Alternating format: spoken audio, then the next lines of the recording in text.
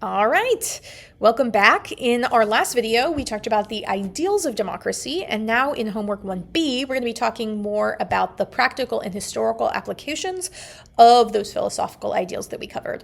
We're going to be talking about how the founders tried to start a new government, and they ended up failing and ended up replacing it with the Constitution. So we're going to be covering topics 1.4 through 1.6 today.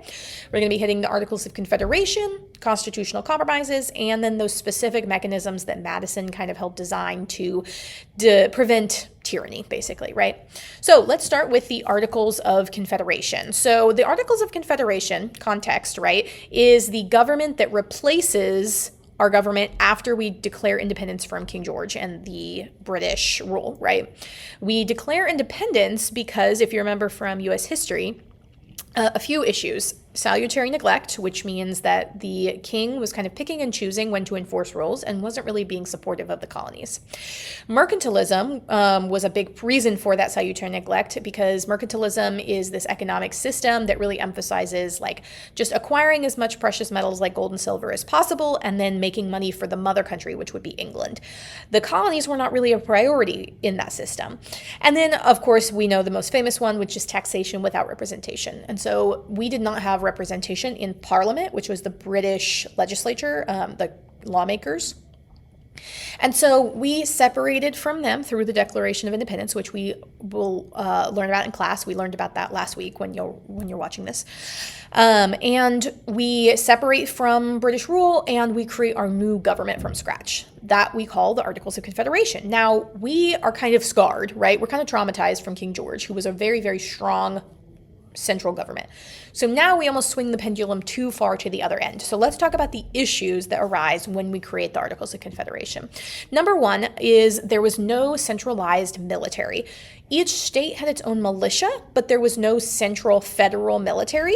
So when things like Shays' Rebellion happened, there was no one to address it. So Shays' Rebellion basically was this group of farmers in Massachusetts, and it was led by this guy named Daniel Shays, and they were a bunch of farmers who revolted because they were losing their farms to foreclosure.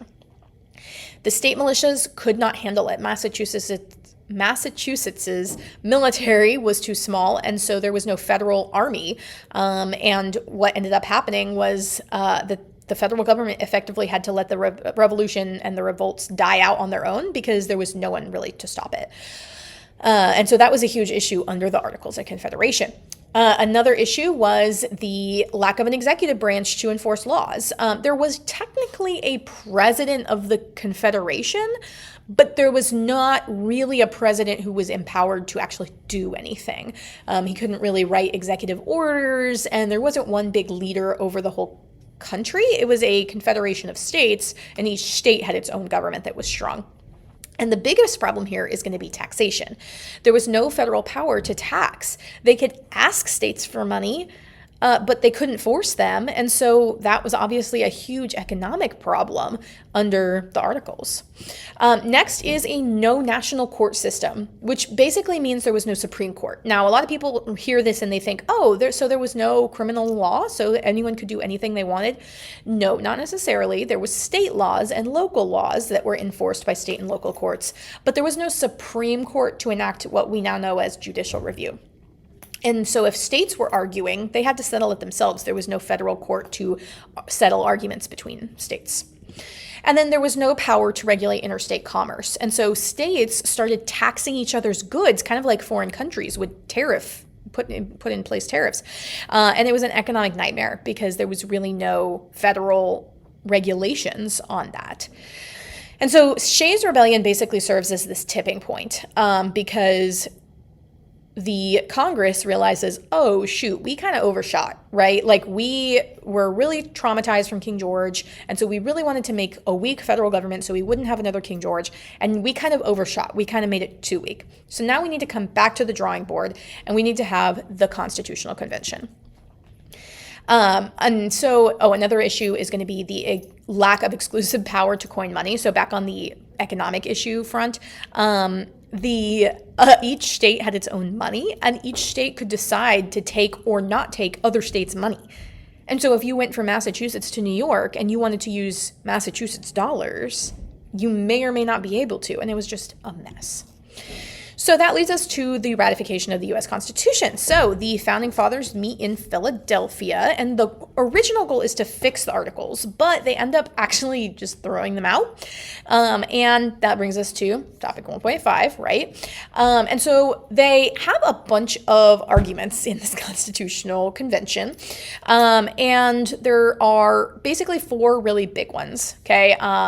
And for each of these, they come up with a compromise. The first one and the biggest one, the most tested one, is going to be what we call the Great Compromise or the Connecticut Compromise. It was named that because a guy from Connecticut made it. Basically, the argument was, should we have proportional representation or equal representation? And what that means is, basically, this guy from Virginia said we should have population-based representation. We should have the number of senators or congresspeople for a state should be based on how many people are in the state, right? Which makes sense. Bigger states get more, smaller states get less, right? In the same way that, like, if we had a pizza party, bigger classes should get more pizza and smaller classes should get less pizza, right? Well, the problem with that is that means, mathematically speaking, that like 3 states would control everything and then the tiny states have zero power, basically. On the other hand, the small states, specifically a representative from New Jersey, said, no, we should just have 1 vote per state. Which, side note, was a bad idea because they already tried that with the Articles of Confederation, did not work. The other problem here is that means the average person in, let's say, Massachusetts or Virginia would have 1 congressperson for, let's say, 2 million people, whereas the New Jersey people would have 1 person for 100,000 people. So the people in New Jersey would effectively have more power per person with their vote than the people in Virginia, let's say. And so that's not really fair either. And so the fix that they came up with was what we call a bicameral legislature. And a bicameral legislature, bi means 2, cameral means rooms. And so 2 rooms, right? 2 houses. We have the House of Representatives now, which is based on population. And so there are bigger states that have more and smaller states that have less. And then the Senate has 2 members per state for a total of 100 senators, which made small states happy. Next up is the Electoral College. So some people wanted Congress to pick the president, actually. And the reason for that is kind of the logic of elite democracy, right? First of all, back in the olden days, aka 1787, like 10% of the population could read. So how are you supposed to be picking the president if you can't even read? That is really difficult, right? The other problem was that there was no such thing as fact-checking. Like, you could not Google what people were talking about. So if a presidential candidate went up on the stand and said, hey, I'm going to give everyone free ice cream, I can't Google that and decide for myself whether that's true. I kind of just have to believe him. So the Electoral College was like a fail-safe, a backup, or, like a shut-off switch or whatever, where effectively the people would choose the electors and then the electors would double-check and then choose the president, right? It's kind of like when my 4-year-old gets dressed in the morning. I don't let her walk out of the house in just anything. I make sure we have on pants and socks and a shirt, right? She doesn't always get it right. But some people said, no, we need a direct popular vote, right? If we're going to be the country of power to the people, right? Popular sovereignty, and then we're going to elect electors to choose the president for us, that doesn't make any sense. So the Electoral College is kind of that buffer that was not quite Congress, not quite the elite, but also not direct democracy either. So it's kind of a compromise. 3/5 compromise. You learned about this before in history class. This is really ugly. Honestly, this is not a fun part of our history. Southern states wanted enslaved people to count for representation. And now, sometimes when I say that, some people are like, wait, they wanted them to count as people? What are you talking about? Well, think about it. Northern states and southern states have big population differences. Northern states are much bigger in population than southern states if you count citizens, which enslaved people did not count as citizens at the time.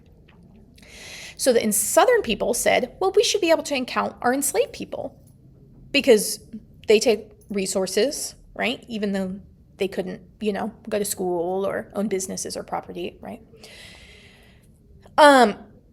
So they wanted them to count for representation so they would have more seats in Congress, but not for the purposes of taxation. That's convenient. Northern states said the opposite. They said, no, we should be able to tax you based on your full population, including enslaved people, but those enslaved people shouldn't count towards representation because they're not represented in Congress. There are no enslaved people in Congress at this time. So the fix is that 3 out of every 5 enslaved people count for representation and taxation purposes. So last is the slave trade. Basically, the North said we should ban slavery, period, or they said we should ban the importation of slaves. People disagreed on that. Southern people clearly disagreed. They said, no, we should have slavery. They agreed that Congress could not ban the slave trade for 20 years. So 1808, the slave trade, international slave trade, was able to be banned. And then last is the Bill of Rights. So basically, they realized maybe we didn't get everything right? This is 1787. Obviously, things are going to change. And so the Bill of Rights was the first 10 amendments to the Constitution. And so you need to know about Article 5 of the Constitution. Article 5 explains how to change the Constitution. It's very hard to change the Constitution, and on purpose. They wanted it to be a slow, difficult process. You need 2/3 of Congress to propose an amendment and then 3/4 of the states to ratify it. And you need to know those numbers. Those are usually on the AP exam, that you need to know that 2/3 of Congress proposes the amendment and 3/4 of the states ratify it. So the two different, steps to ratification of an amendment, you need to know that. And so it's kind of like if you have a family shared Netflix account and one person gets mad at everybody else and wants to change the password to the account so no one else can access it. Well, no, you need everyone in the family to agree to change the password, right? So everyone can still access it, even if you're going to change how you get in. Same thing, it changes if we're going to change the government in a massive way, we need most of the people to agree to make that change, so we're not just having one random state being mad and being like, well, actually New York's in charge. No, that's not how that works. And so that's going to be what you need to know about for the Article 5 of the Constitution. You need to know what Article 5 is, what it says, what it does, and then how that process kind of works. And we'll talk more about that in class. And so then the big thing that comes up in this constitutional convention is kind of just the role of the federal versus state governments. And then so that's going to bring us into federalism, which is going to be a later topic. All right, and then last up is Principles of American Government, which is 1.6. And so once the government was built, we obviously don't want to backslide to King George's situation, right? We went to King George, which was too strong of a government. We went to Articles of Confederation, which is too weak. And so now we're kind of playing Goldilocks, right? This bed is too hard, this bed is too soft, this bed is just right. We want a just right government. And so some of the things that we put in place are going to be separation of powers. So separation of powers is the idea that there are 3 branches of government. That's all, that it's the idea that each branch has its own job, and each branch can check each other, which we'll talk about in a sec. But they don't share jobs because that would be too confusing, right? And so the legislative branch is going to make the laws, the executive branch is going to enforce the laws, and the judicial branch is going to interpret the laws. And we will talk about that at length in units 2 and 3. But you also need to know about checks and balances. And so some big examples here, the big 2 that are usually on your AP exam, are impeachment and judicial review. So this is also going to include things like vetoes and overriding vetoes, right? And so the branches can check each other. So starting with impeachment, right? This is the idea that the president, as well as other people in the branches of government, so justices and things like that, can get impeached. Impeachment is different from removal from office, and we will talk again about that in a later unit. But basically, impeachment is being held accountable for what we call high crimes and misdemeanors, which is just doing something bad. And the Congress is who can do that. Judicial review is when the Supreme Court can look at laws made by Congress and deem them constitutional or unconstitutional, or interpret them in some way. So when Congress passes a law, they can't interpret every single way it might get interpreted. Or they can't predict that, They can't predict every way that it might get interpreted, especially 100 years in the future. And so the Supreme Court is the one who looks at those laws and says, well, this is what this actually means, and this is how we apply it. So they have power over Congress in that way. And so this brings us to Federalist 51. This is written by James Madison. It is a Federalist paper. The famous quote is, ambition must be made to counteract ambition, which is just the idea that like if a branch is going to be powerful, we need another branch that can check them to kind of butt heads and check each other and limit each other's power rather than the people having to always hold the government accountable. He basically said you can't just trust politicians to be good people.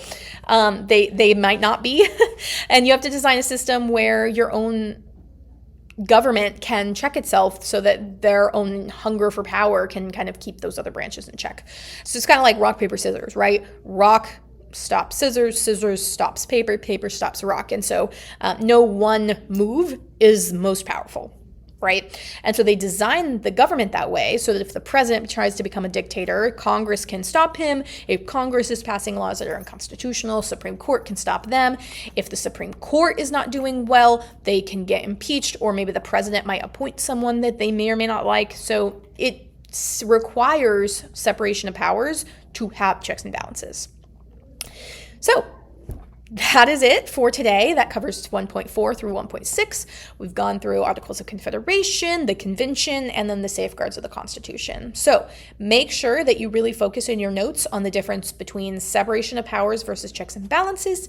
Make sure you understand the weaknesses of the Articles of Confederation, and make sure you understand the compromises in the Constitution. I'll see you next time.